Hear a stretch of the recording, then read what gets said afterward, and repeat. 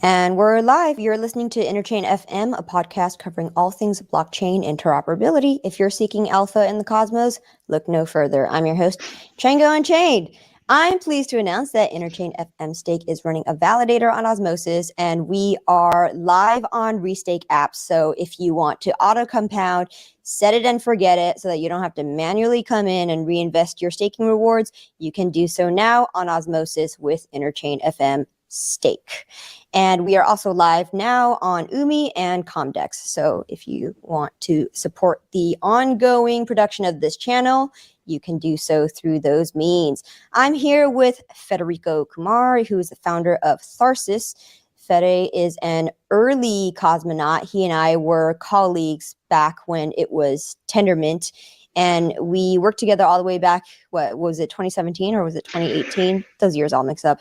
Yeah, started in 2018 officially. So 2018. Okay, yeah. Right. Yeah, and you know, Evmos started in the Ethermint days back when Kwon and Buchman came up with a proof of concept and came up with this idea that, oh, wouldn't it be cool to put the EVM on top of Tendermint's proof of stake BFT engine, or sorry, Tendermint's BFT consensus engine, no staking.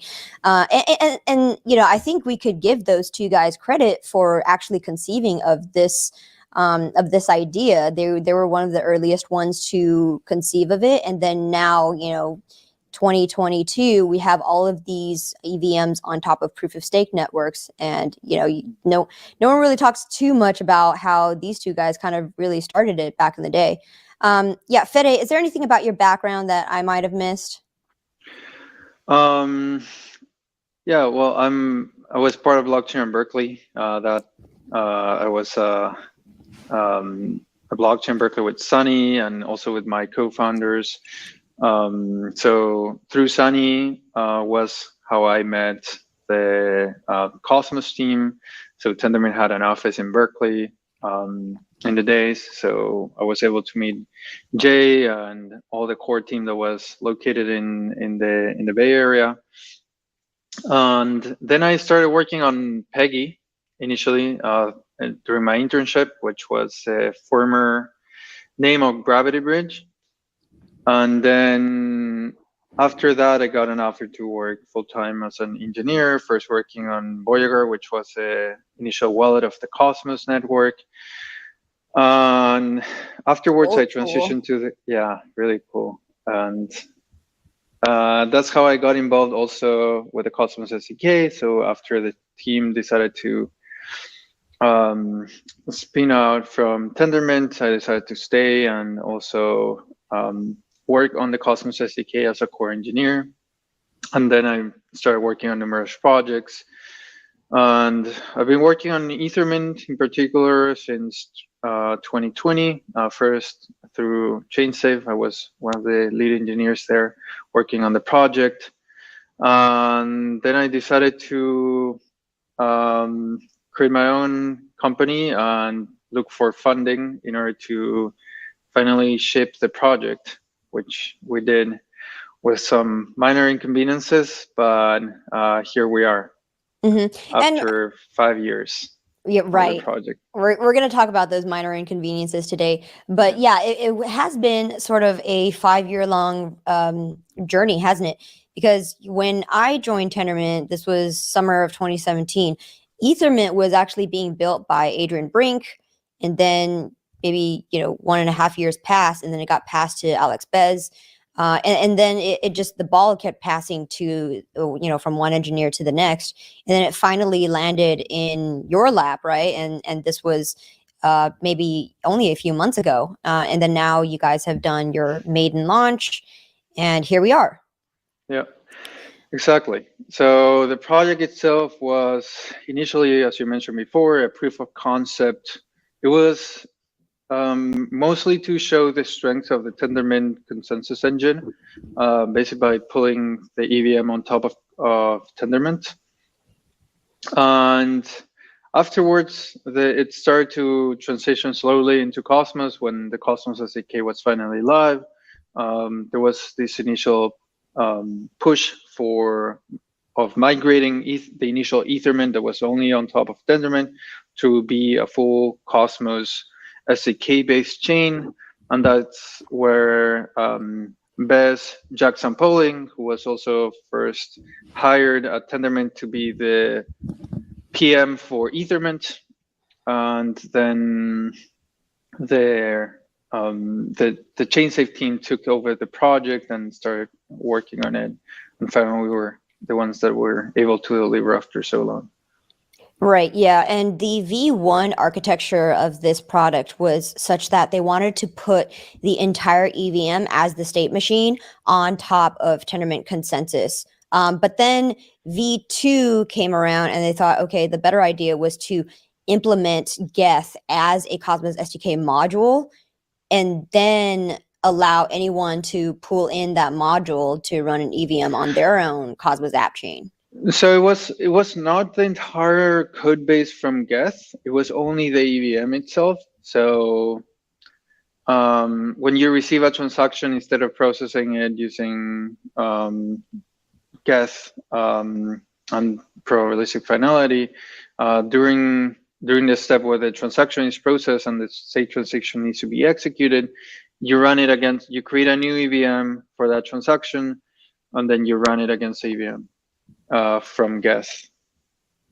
You run a new EVM instance? Yes, yeah. So in every transaction, a new EVM instance is created with a block height, with a block hash, etc. It's the same code, but it's only that it passes new parameter. Geth also uses it in that way.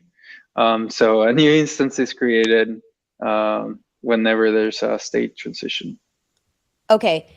Do you know how this is done in other EVM blockchains like Avalanche or Solana? I'm not very familiar with the exact details of the implementation, but so Polygon also uses a fork of Geth, but the EVM itself is pretty much intact. And what we also are trying to push forward during this year is that because we see the EVM as a product, it can be further improved. So Aragon was the first push to improve the Geth architecture, but making it more performant. But we also want to make improvements to the EVM so that we're also able to stay up to date with the latest engineering practices, and also be able to compete more shoulder to shoulder with Cosmos and newer VM architectures. And if you implemented improvements upon the existing EVM, would that hurt composability with like ETH1, for example?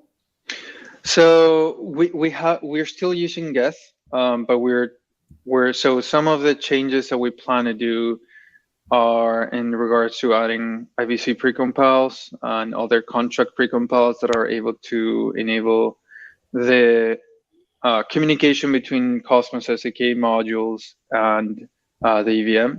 So one particular example is an IBC precompile in order to call other EVMs. So within all the IBC application modules will be, so imagine someone is executing a transfer directly from Ethereum through Nomad bridge to Evmos. Nomad itself, based on the arguments from the contract, could know if the initial asset was meant to be only held on Evmos, or was it going to be, or the purpose of that token was to be routed through Evmos to another chain. So you could also implement Evmos as a router chain for EVM tokens. Another concrete example for an IBC precompile that we're really excited to work on this year is staking and slashing for collateral purposes. So imagine right now that you have to put your tokens as collateral in order on different DeFi applications. But if you're able to put your already staked tokens as collateral and slash those in case There's in case there's like a liquidation event or something like that, you don't need to put extra tokens for collateral, and you could just put your stake and sort of like double stake them in some way. So is that like super fluid staking, but you're super fluid staking back to a Ethereum DeFi app?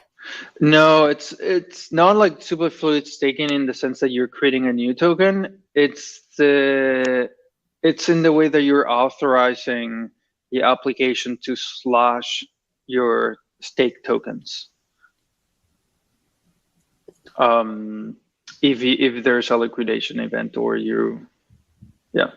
you use a collateral for that application, you basically authorize the app to slash in case there's a liquidation, and for what amount, and then you put those tokens into the collateral. You're able to get a loan, for example, and then if there's a liquidation, you can slash the user's funds.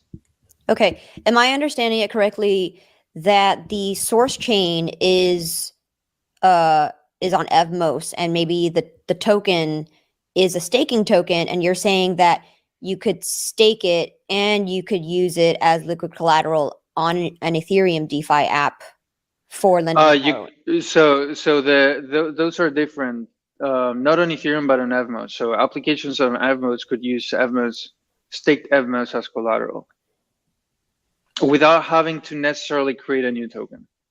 Okay, all right. So it's liquid staking with Evmos tokens, but for DeFi apps on Evmos. Yeah, exactly. Okay, got it. All right. Sorry for the confusion, guys. Okay, now. Totally fine. All right. So now that we've got that cleared up, let's talk about the chronological order of events that unfolded in the last couple of weeks. Okay, so critical vulnerability was found post mainnet launch. Subsequently, the validator set needed to upgrade. But then the patch was buggy. Else the validators that were upgrading didn't maintain the JSON file that kept a snapshot of the current state of the blockchain, and so 5 of them double signed, and then we ended up here where it was decided that it was better to just have the chain be halted while the team fixed issues and came up with a go forward strategy. Is that kind of? So the upgrade itself, the patch itself wasn't buggy. What was buggy was the patch from the vulnerability, was not buggy, but the upgrade procedure had a bug.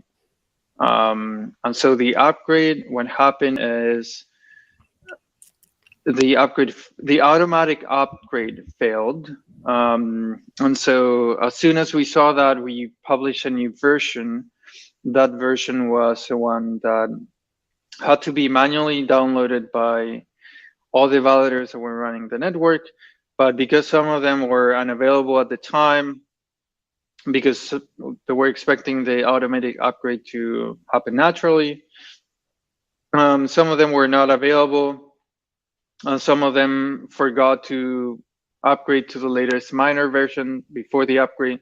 There was the one that was actually setting the code for the upgrade. So instead of going through a governance proposal in order to plan the upgrade, we instead created a new minor patch version initially that set the upgrade to the blockchain state, so that it didn't have to be manual. It didn't have to wait for the full governance voting period. And so some of them forgot also to download that patch, so the automatic upgrade for them didn't work, and so they had to go back to the previous version, update, and then get that into the state of the blockchain by resyncing. And then finally, they were able to manually upgrade to the one that had the patch for the upgrade that was failing. So there were numerous reasons, but in the end, we weren't able to get enough quorum for these, and the reasons that we wrote on the postmortem. The manual upgrade process failed, and that was what caused the chain into like a stale mode, to be in a stale mode, where we didn't reach consensus to start producing the new blocks. Usually what happens, and this has already happened with other blockchains in the ecosystem, that the automatic upgrade process fails for whatever reason, and there needs to be a manual update at that height. And usually this process goes smoothly, but because of the multiple reasons that I mentioned, we weren't able to coordinate enough voting power in order to start producing new blocks. So yeah, the TLDR is the patch was successfully fixed, and that's actually why we released the vulnerability publicly, because if it wasn't fixed, we would not have disclosed the vulnerability. So the patch worked. The main thing that failed was the automated upgrade procedure.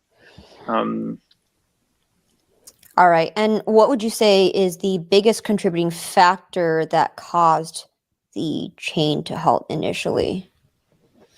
What I'm trying to get at is, people are wondering whether or not this is isolated to the Evmos launch, or whether this is something more pathological that could affect other launches of SDK app chains. So the chain was expected to halt. And that's what some people were asking about. Also, again, we've been getting a lot of questions regarding that. Like, why did the chain halt? And the chain was expected to halt due to the upgrade, was expected to halt and then automatically download the new version and then resume.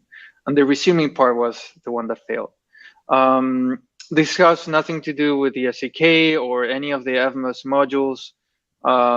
It was just a fail automatic upgrade, and then which failed to be in the resuming process as well shortly afterwards. Would you say that a big factor could have been from the large surface area from the rec drop, due to all the complicated integrations you needed to implement from all the different DeFi apps and also looking at IBC apps? Would you say that surface area led to any such bugs and contributed to added complexity for a launch or a chain resumption? So that's a great point, but it doesn't have to do anything with the failed upgrade. But yes, the Evmos chain has a way larger surface area than any of the other Cosmos chain in the ecosystem, not only because we're running the EVM, which already has its additional surface area of attacks. So we're adding a new dependency that in this case is Go Ethereum into the Evmos chain, but we're also, in order to support all the applications on Ethereum that usually run seamlessly on Ethereum, we also had to create new key types in order to support these functionality. So the keys that are used on Evmos are the same ones that you have on Ethereum. So that's why you're able to switch networks from your Ethereum on MetaMask to Evmos on MetaMask without having to change any, without the address having to change necessarily. And that's also the reason why the Cosmos addresses or the Cosmos keys that usually you find on Kepler are not supported on Evmos, because we want to support all of the Ethereum applications and Ethereum DeFi. And that's why we had to implement the functionality in order to migrate the claiming records from your Cosmos eligible account to your Ethereum eligible account. So it's a cross-chain attestation of keys, basically. You're sending an IBC transfer to the key that you own on Evmos in order to migrate all the tokens that you were airdropped. And that was part of the vulnerability that was found. You can read more on the security disclosure that we wrote. And what was the percentage of users on Ethereum who claimed this rec drop compared to the percentage of Cosmos users that claimed it? We don't have that data now. We're doing a lot of, so we're doing some data analysis in order to put that into consideration for our final decision, whether we want to reset the chain or want to restart at the latest height. As I mentioned during the community call, on Tuesday, we think that resetting the chain to zero is a pretty extreme decision, because it will hurt the credibility of the chain, more of the chain and like of the state of the blockchain. And yeah, so we don't have that data, and that's going to be included in the, that's going to be live on the dashboard as well. So we're going to be able to display that information live. Yeah, you're in a really tough position right now, because I would speculate that a very small percentage of Evmos users are from Ethereum, and most of the users that have claimed the rec drop are Cosmos users. You know, actually, like historically, we, like as cosmonauts, Cosmos dApps, we've had a hard time onboarding a lot of the Ethereum DeFi power users into Cosmos until as of late. And so most of the people paying attention to Cosmos right now are people who already sort of believe in this vision. And so, yeah, like in retrospect, was the benefits from, integrating so much of the Ethereum ecosystem, and trying to onboard them into Cosmos in this way, did it outweigh the cons? I don't know. And another thing is, the difficulty of your situation cannot be understated. All right, you restart the chain at the current height, 58,700, or restart from zero. What happens if you restart from zero is you effectively reorg everyone out of existence. You reorg all the real world financial transactions that have happened. So, if I leveraged my OTC network and said that I'm going to give you real money, because Evmos didn't have a private sale or anything. So I'm going to give you thousands of dollars so that I could buy Evmos from the OTC market.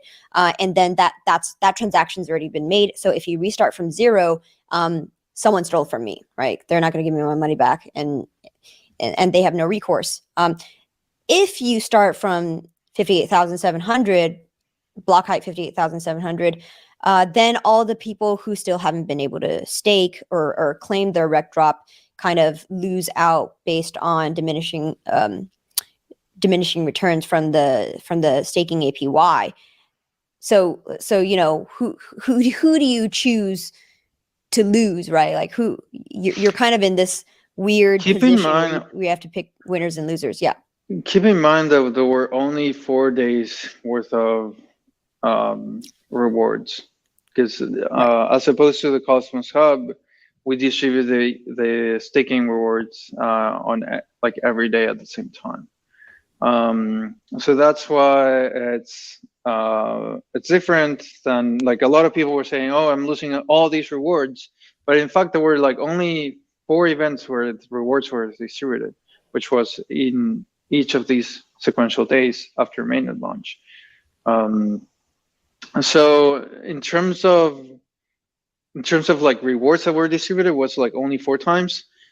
In terms of amount of tokens distributed and to whom, that's something that we need to also do some more data analysis. But that's also expected in a way that, well, people were, I mean, the airdrop, the claiming process didn't start until a day after the mainnet launch was live, because we set the claiming start period to be like, 1 day after mainnet launch. So the only ones that would be able to benefit from the staking rewards were the ones that were like during those 3 days as opposed to 4 days, when the claiming period was live. And yeah. Sorry, I would like to understand more about what were the sort of conversations that happened inside your war room. I'm sure they're heated. If I were part of that conversation, I would think that the benefits of restarting from height 58,700 is a little less costly in terms of collateral damage than restarting from zero. Yeah, and it's for the reason of not reorging out the people who have made real world transactions. And that's what we also shared during our last community call, is that unless we found like data that it's extreme, that basically changes entire distribution of the token and is able to change our token model completely because of these 3 days where rewards were distributed, we're most likely gonna be resetting or like restarting the chain at the latest height. So yeah, I agree with you. It's a pretty extreme measure, and so far we haven't been able to find data that supports this case. As I mentioned, also it was only 3 days worth of rewards that were distributed in 3 different events, as opposed to 58,000, more than 50,000 blocks. So there were 3 as opposed to 58,000 epochs. And yeah, and in general, I agree with you that, but we need to do more data analysis in order to fully support and publish that information of that data analysis so that it's also reproducible by whoever wants to check our data and it's fully transparent. The decisions that were backing or like the arguments that were backing this decision as well. Yeah, given that you still need to do that as well as provide a fix and a path to resuming the chain, do you have an estimate about when the chain will be relaunched? So I don't have a fixed estimate at the moment because we're heads down working on not only the patch for the vulnerability, as I mentioned before, is fixed. We're adding additional functionality in order an additional QA and testing processes in order to ensure that once we resume, the chain is gonna have the best user experience that we wanted for our users. And that not only involves the claiming process, but that also involves another IVC component or IVC middleware, as it's called, in order to unstuck the funds that were sent over to invalid addresses. So if you have an invalid address that was transferred to the from Cosmos to your Cosmos key on Evmos, because of the ledger, the Kepler issue that was displaying your wrong addresses for Evmos that were not supported, some people were able to transfer by following some guides for claiming that were incorrect because of that. And then we're trying to fix those issues, but also introducing this additional component to be able to withdraw the tokens from the Evmos chain back to the original chains. Yeah, Evmos actually turned out unintentionally to be the sort of theoretical vulnerability that the Cosmos architecture presents, which is, remember back in the day before we had all these different live IBC app chains, we were saying that, okay, what happens when, let's say, a chain that has probabilistic finality, a user sends funds from that chain into a Cosmos chain, and then let's say the Cosmos chain gets corrupted or something bad happens, but many epochs have already gone by on Ethereum, and those monies have already been sent to the Cosmos chain. How is that vulnerability sort of reconciled, right? And Jay's answer was always, okay, well, we're going to have to halt the chain and allow governance to figure out a solution to resume that problem. And so actually, I think Evmos is actually the real life case study for what happens when that happens. Yeah, so I think our main challenge here is how do we bring the Cosmos ecosystem to Ethereum and vice versa. And I think that's very challenging, not only in terms of integration of all of these of the addresses of the keys that support the Ethereum addresses, of all the functionality regarding the EVM, but also how to still connect seamlessly with the applications on Cosmos through IBC. And I think a lot of these components just needed additional QA process in order to ensure that everything was okay. Because when we're one of the only teams in the ecosystem that has behavior-driven tests against specification. We have enabled all our CI automated testing processes and everything. Our test coverage is really high, but it's in these integrations with external tools, external chains, where it kind of failed in some way because we didn't have a testing environment. And we're throughout these past few weeks, we've been also collaborating closely with the IVC team in order to add the functionality to the IVC package to test configurations of chains that weren't previously supported, because it was only supporting Cosmos to Cosmos chains, but not Cosmos to EVM-based chains that are also on the Cosmos SDK. Also, the fact that we have a different precision number than most of the Cosmos chains, we have 18 decimals of precision for the Evmos tokens as opposed to 6. That also changes the scenario a bit for us. So as I mentioned, there are different layers of surface of attacks that could potentially damage us, but we're setting everything in place and to make sure that that doesn't happen again. And we're setting our QA and testing processes internally so that we improve our engineering standards. But we're also writing guides for what happens if an automated procedure for upgrades fails.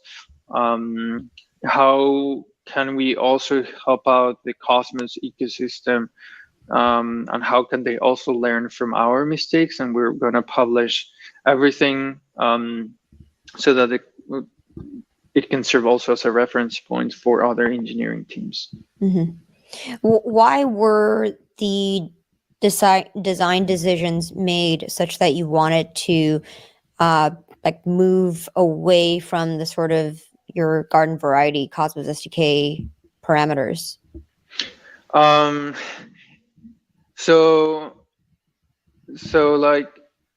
example, in the particular case of the decimals, most of the Ethereum tooling expects the Ether or the base EVM denomination to have 18 decimals of precisions.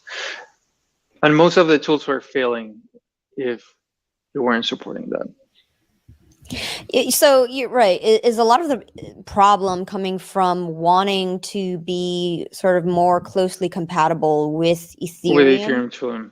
Because we in order to fully support all the Ethereum tooling, they're not built in a modular way as the Cosmos SDK, because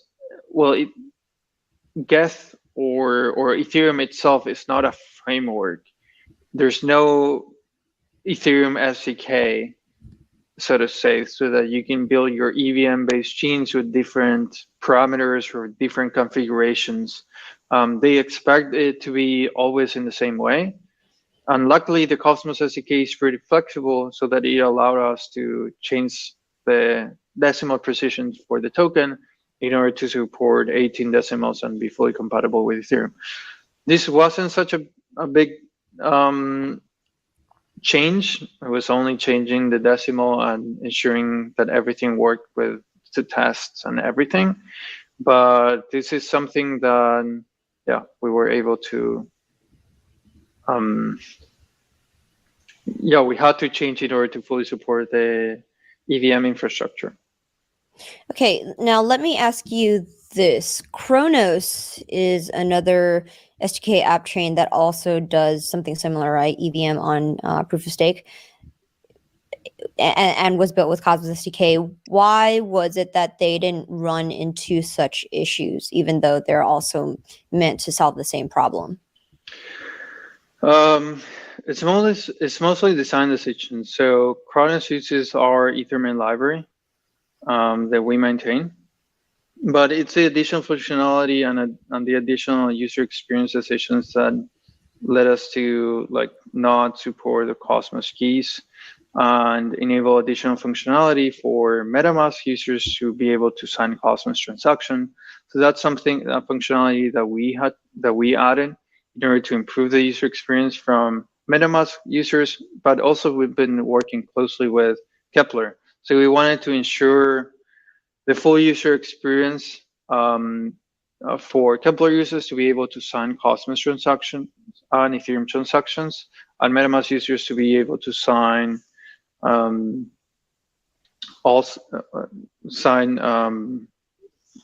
MetaMask users to be able to sign Ethereum and Cosmos transactions. And the other point here is that Kronos uses the CRO token from the crypto.org chain as the EVM token. So what they did is, instead of having a native asset as a native denomination for their EVM, they are transferring the CRO tokens via IBC from crypto.org to Kronos, and that's the staking denomination and the EVM denomination. And the CRO token has 6 decimals as well. Whenever they transfer it to Kronos from the crypto.org chain, they add 12 decimals of precision, and whenever they transfer it back to crypto.org, they trim those 12 decimals of precision in order to be supported by Kronos, by crypto.org. Okay. And what was the thinking behind wanting to support this natively on Evmos rather than kind of export the functionality demands to a bridge, for example, like Gravity or Nomad or whatever? Right, because it seems like you're wanting to skip a bridging step and have EVM or sorry, ETH directly natively integrated into Evmos. I don't think I'm understanding the question. I'm not sure what you mean with exporting it to bridges. ERC20 support and converting that into something that is understandable on Evmos, for example. It's like usually for other Cosmos app chains, they use, you could use like Gravity Bridge to kind of move these tokens over without the app chain itself supporting, I don't know, like MetaMask natively, for example, and just because those chains are not EVM chain. All the EVM or like Gravity Bridge and all the chains that implement Gravity Bridge, like UMI, they're not natively EVM based chains. They don't have EVM compatibility. So whenever they bring the token from Ethereum to their chain, they're representing it on the Cosmos environment. Whenever we're bridging, and because we don't want to maintain a validator secure bridge, because we don't want our validators to run that infrastructure, and we want to be just the basic layer of infrastructure for all these applications to be deployed, and we don't want to make any like preferences. We don't need to have a canonical bridge that's maintained by the chain, and we want to export that, as you mentioned. We have different bridges that bridge those tokens over from those EVM chains to Evmos, and that token is represented within the EVM. Now, in order for that token to be fully interoperable with IBC, that token needs to be converted or be like modified in order to be converted to a Cosmos representation of that same ERC20 token to be able to be transferred out to other chains. So if we didn't have that functionality, the tokens would be isolated only within the scope of the EVM and wouldn't be interoperable. And this was the main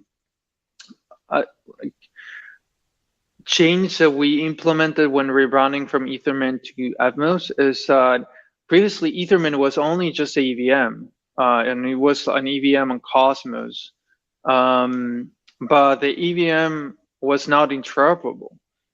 And in order to fully support interoperability from the EVM to the rest of the Cosmos ecosystem, we needed to implement all this additional functionality in order for assets to flow from one chain to another and into the EVM.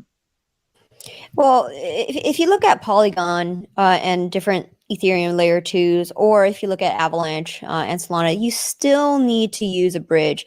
And those teams maintain their own bridges, even though they're like trusted bridges, right? It's like run by their own team of like, I don't know, three out of four multi-sig holders, for example, which is why it works so great and it is completely centralized. But like why isn't it done this way, right? It does actually kind of separate concerns a little bit, makes it a little bit cleaner, even though there is more trust involved in that setup. Yeah. So adding a bridge to the architecture that we wanted to the Evmos architecture would have delayed us like 6 more months or so in order to have those tokens fully interoperable also with the EVM. It would also increase the surface of attacks or of vulnerabilities for the Evmos chains, because now we are not only having to take care of the EVM, of the Cosmos component, of all the new keys integrated, and all the different precision and supporting like all the tools from Cosmos and Ethereum, but now we would have to add a bridge that needs to be maintained not only on the Evmos side, but also on the Ethereum side, and run by validators and maintain that infrastructure and collaborate with that infrastructure. So it's additional maintenance. And back in the days, the state load, when we decided not to include it, the state load of the Gravity Bridge was pretty big.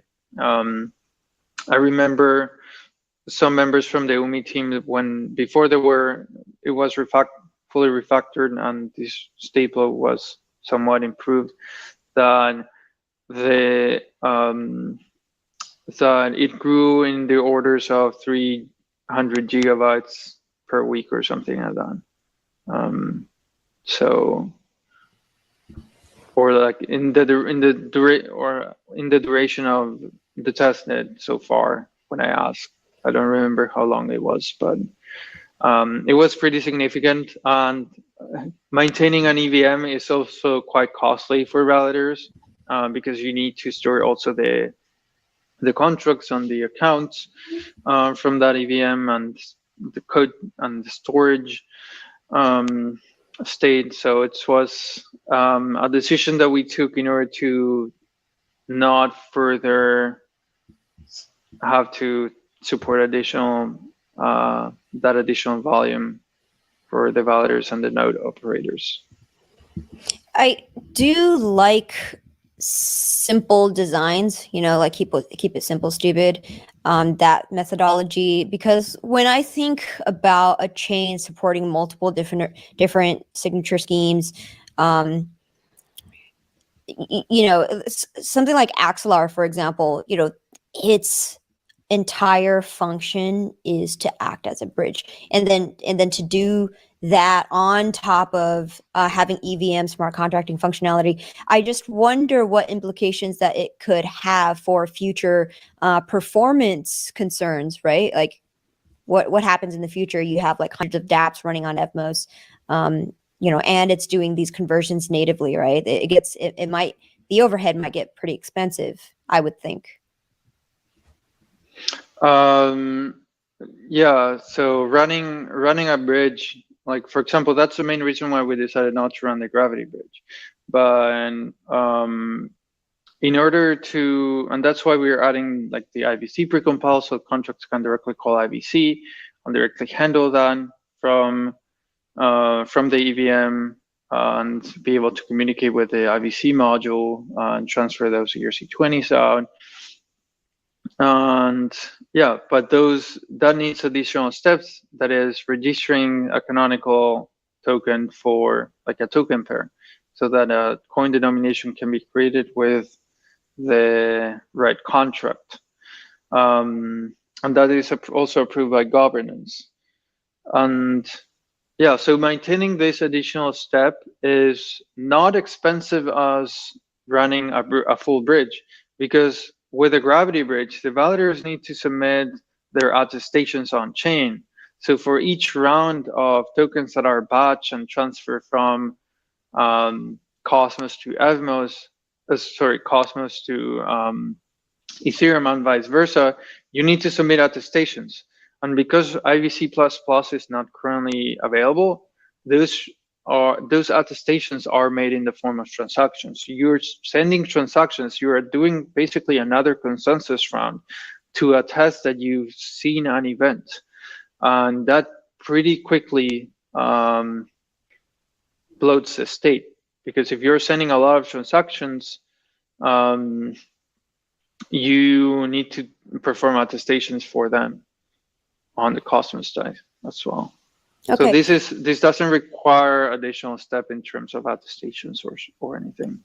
Okay, and attestations meaning in order for one chain to understand what has been verified on or transacted in another chain and put into a block, you need people to attest to seeing that happen. Yeah, so 2/3 of the validators from the gravity bridge need to basically attest that they've seen an event on Ethereum in order for that to be considered final. So right, that's what happened with pseudo-finality in particular. Yeah, and that's the entire way of converting probabilistic finality into a BFT finalizing sense. Okay, then what's the idea behind working with Nomad, the Ethereum bridge to Cosmos? So Nomad has been really supportive, and they have a really strong team working on. Smart guys, bunch of big brains. Yeah, and working on bridge implementation that will be able to bridge a lot of assets from not only from Ethereum but other connected EVM chains into Evmos and the rest of the Cosmos ecosystem. So we're really excited to work with them. Initially, they were supporting our testnet, and they were able to test that functionality using Kwon and other testnet on Polygon as well, like the Mumbai testnet with Evmos directly. I'm really excited for them to be able to bridge all these tokens to Evmos and then to the rest of the Cosmos ecosystem. Okay, so the big question that people watching Evmos have on their minds is, will Evmos be de facto EVM gateway to and from the IBC ecosystem, or because of its ease of forkability, will it lose its footing and get taken over by another team who wants to compete with you to become the EVM gateway into the cosmos? So we have pretty strong arguments for why that might not happen.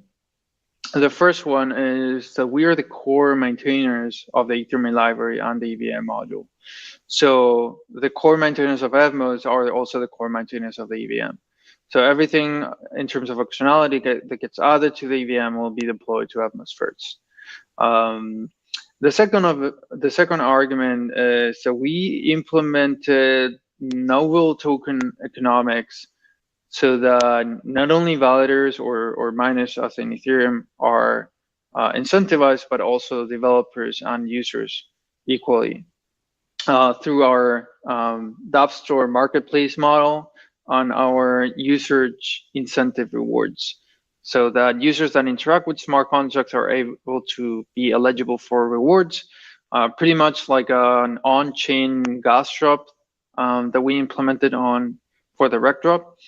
And developers will be also able to collect 50% of the transaction fees for the transactions that interact with the contracts. So we have a pretty strong token economics and pretty strong team that will also be integrating additional functionality in terms of IBC, decentralized governance, etc., and integration of different tools. So we were we also integrated EIP 712 so that MetaMask could directly sign Cosmos transactions. And if you've used Evmos.me, you probably interacted with it, so you can stake directly using the MetaMask, and that's completely novel. So we're integrating it not only from a protocol level, but also from a product perspective. We're integrating like all the user experience that we wanted into the products and into the protocol. Yeah, and first mover advantage is pretty huge. But at the same time, there's still risk of, the core development doing most of the heavy lifting, and then for somebody to build on all of that work and then maybe do better business development. Who knows, right? Like somebody else could be stronger in a different area. Yeah, true. We've been also working super hard. We have Liam from our team that has been able to talk with multiple teams in terms of business development. I think I agree with you. It's a very underestimated task especially for other VM chains. So Cosmos, like other Cosmos applications don't necessarily run into these issues. But for an EVM chain, this is pretty important.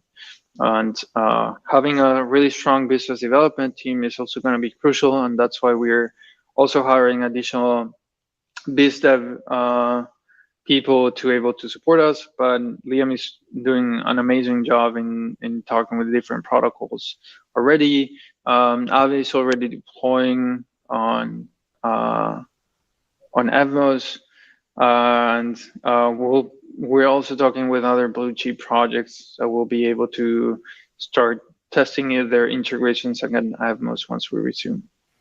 Okay, that's pretty bullish. Okay, you've gotten Aave to come on board. Anybody else that you want to name, like any other DeFi app? Well, besides so initially we wanted to focus on the infrastructure. So all the basic layers for other DeFi apps to just come and deploy. So the graph, oracles, indexers, node operators, everything that is currently supported. And yeah, Aave, we also have like additional indexes and AMMs for stable coins and for other forks of popular EVM, popular dexes on Ethereum, like Balancer and Uniswap. And we also have a bunch of NFTs projects that are currently being deployed on Evmos. There's CryptoPunks fork also to be deployed, and there's a new one that Is it CryptoFunks? I think so. The one with the purple border? Yeah. And then you also have like a new ape that is specifically targeting Cosmos. The Cosmos Space ecosystem. apes? What are you talking about? I think so. Space I haven't. apes? Yeah. Cool. It's really cool. I can share it afterwards. And there, NFT marketplaces. So if you go to, there's Tharsis on GitHub, and then you go to Awesome. I'm gonna. And we'll link this all in the show notes anyway, so people could follow along. Yeah, so This is awesome. DeFi, we have liquid staking. We have Diffusion, who is working on an AMM. We have Evmos Doge, an Evmos Shiba. Are those the ones that are the Evmos Doge and Shiba the ones that are the same ones on Ethereum ported over, or is it another team? I think it's another team working on additional functionality that will be enabled with Evmos and interoperability. So all these new projects that are not blue chips from the Ethereum ecosystem are going to be the first movers, and will be able to capture a lot of value by integrating directly through interoperability with the rest of the ecosystem. I don't know. It will be really cool to see like an Evmos Shiva Chihuahua pool on Osmosis, or something like that. Yeah, we'll have an Evmos pup Mos. Yeah. I'll take a question from the audience right now. Satoshi B asks, first question, will it ever launch? Ha ha ha. Yeah, we're working towards the improvements and testing. So we today we finished all the tests for the IBC withdraw logic. So users that had transferred the tokens to Evmos and got their funds stuck because of the address that was incorrectly displayed on Kepler will be able to send an IBC transfer and claim those tokens back to their original address that made that transfer. And we're also going to be releasing with a dashboard as soon as it's ready. We already integrating MetaMask and Kepler support directly on the application, so that you can use both with or without Ledger for signing Cosmos and EVM transactions, for governance, for staking, and also for doing IBC transfers. Okay, and what's notable about your tokenomics model such that it distinguishes Evmos from any other future competitors to come? Is that a question from the... No, that's just my question. Okay. Yeah, because I didn't see that. Yeah, so the main one is we are creating a positive reinforcement cycle between users and developers. So users will be able to get user rewards as when they interact with the DeFi apps. So every time they use, they will be getting transaction fees back, and they will able to get up to 120% of all the fees that they've spent on that application. So they're able to effectively get income from interacting with this application. So it's the same model that we have for LP incentives, but for interacting with smart contracts. And so the more the user interacts with the application, the more fee they spend,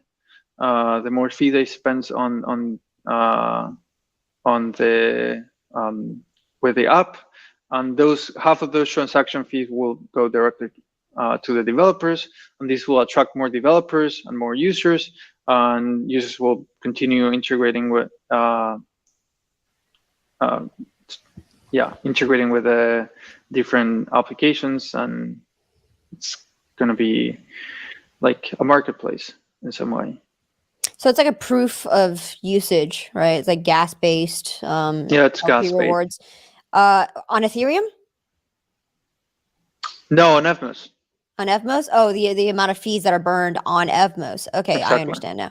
Okay, so then do the rewards greatly outweigh the cost of the fees that I've burned spending it on whatever? Do the rewards? No, they're capped. They're capped. Yeah. For Okay, the then user incentives, because otherwise you could create bots in order to interact with it. right, you could just spam Evmos, right? Through Yeah, like any single they're dApp. capped, and and that cap is defined by governance. So if governance decides to decrease or increase that cap, that's totally possible. Okay, why do it this way instead of just like, do your vanilla, reward you for putting up collateral for like an AMM or whatever? Because that's pretty, so like the main problem that we saw with the rest of the EVM ecosystem is that they have liquidity mining programs that are, in our beliefs, not reflective on the popular usage of different applications, or they're not able to fund new applications and new users. So that's why the rewards will be directly be allocated to the users that interact with the blockchain the most, as opposed to the foundation or the core team deciding for the ecosystem on which are going to be the applications that are going to be receiving some of the tokens. I don't know. I'd argue that it's worked sort of well, in that we have an unofficial way that this has been implemented, which is all the different teams that have launched apps, Stargaze, Desmos, Persistence, what have you. They've all rewarded various engaged participants in the Cosmos through their airdrops, and so it's just kind of done in this sort of unstructured. We already do that. Way. We already do that with our airdrop, but this is a long running, and hopefully it's going to be well sustained through the interaction of the users directly with the protocol. And this is why a percentage of the rewards go directly to the user incentives. Sure. I mean, what then happens when, let's say, you've got multiple AMMs launched and DEX launched on Evmos, similarly to how there's a ton of them on Ethereum, and you've got a whole bunch of extractable value from these apps, and subsequently incentivizes people to build ARB bots that then scour the Evmos mempool, and then like most of the mempool is just filled up by arbitrage bots, just like sandwiching people. Wouldn't most of those funds go towards the bots and the operators of the bots? So no, because it's a shared based system. So the more you interact, so like you get fees allocated to the ratio of your gas spent versus the total amount of gas spent on that contract during the next amount of time. So okay, so it just like dilutes users. It dilutes users' rewards. Okay. So you're not able to do that. And also, in terms of, since we don't have the prioritized mempool, at the moment it's not possible unless there's you mean gas priority mempool? How then is it? How then do you a fee prioritized mempool on Tendermint is not currently implemented on the SDK. Yeah, though validators can. I mean, they still order transactions in however they want. I mean, they will need to. I mean, sure, but it's a complex scenario where you need to fork Tendermint. It's not natively supported. You need to fork Tendermint and then integrate whatever logic you want. Or like, yeah. Who would need to fork Tendermint? I'm sorry, I'm not getting what you mean. So in order to support prioritized transaction, it's not natively supported on the mempool. Oh, right. So you need to fork Tendermint Sure. integrate the logic into the mempool in order to support it, and then restart. Oh no, yeah. I mean, the problem still exists in Tendermint, where validators still, like the one proposing the block, is still ordering transactions in a certain way, regardless of gas price. It's a FIFO queue, so it's a first in, first out. So yeah.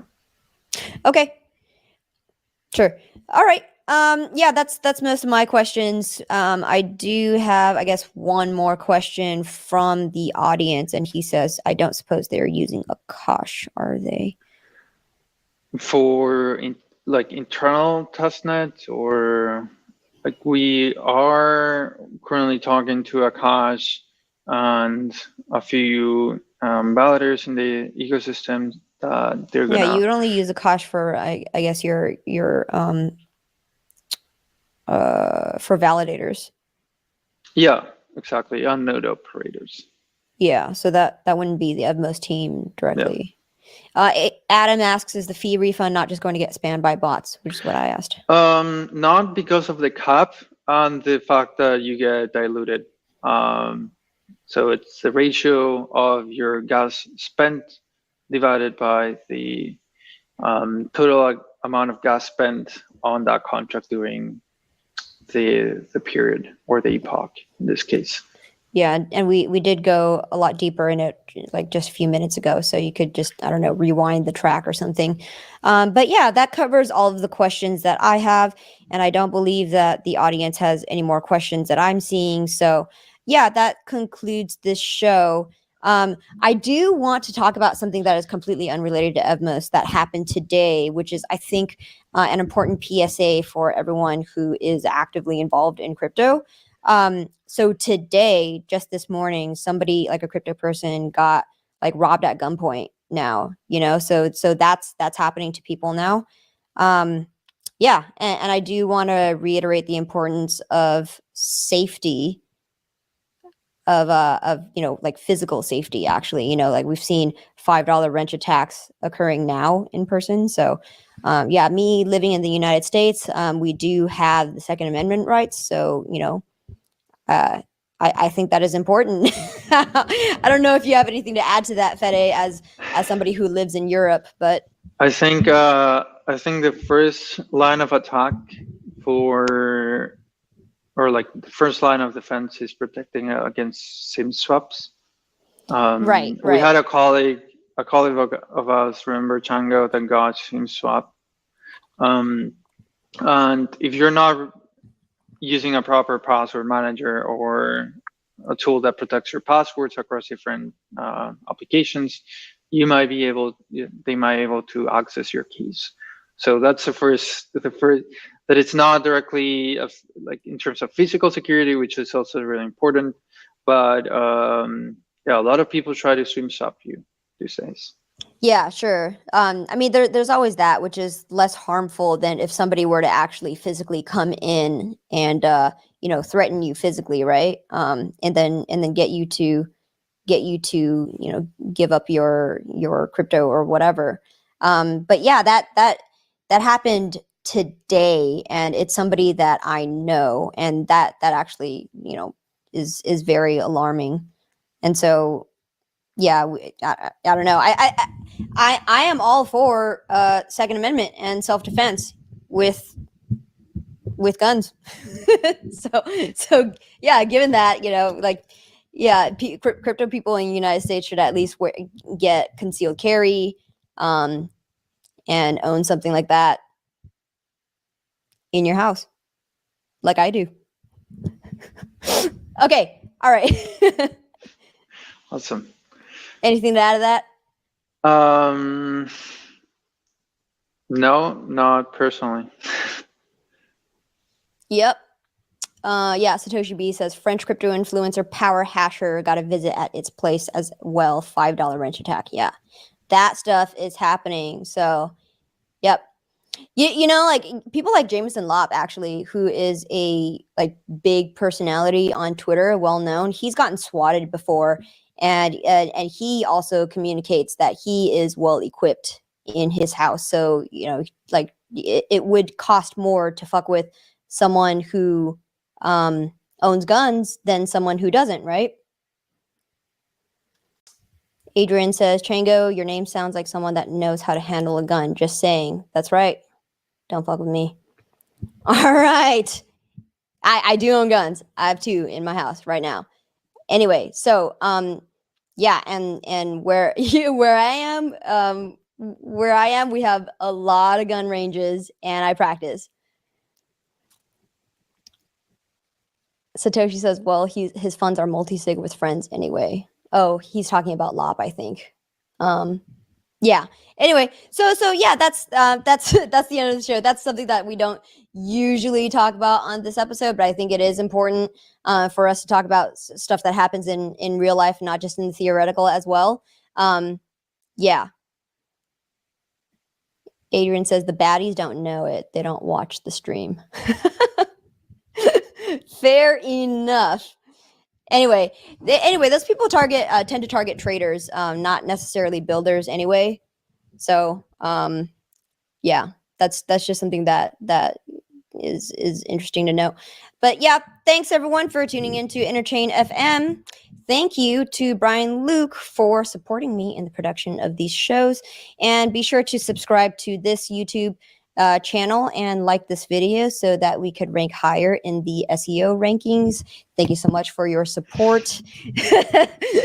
I get so many people commenting that we don't get enough views on YouTube, and I agree with you. That's why you gotta like it and rank it higher on the YouTube algorithms. Okay, so that's how you support the show. And the other way you could support is by delegating to Interchain FM stake. I work with a team in Singapore called RockX, and they are operating the Interchain FM stake node. So that's how you know it's great. They're like an institutional grade proof of stake validator. So everything is up to par, 99% uptime and more. And we give you 100% insurance in case we do go down or you do get slashed. So please support this channel by delegating to us there. Next Thursday, we're talking to Tegan Klein from the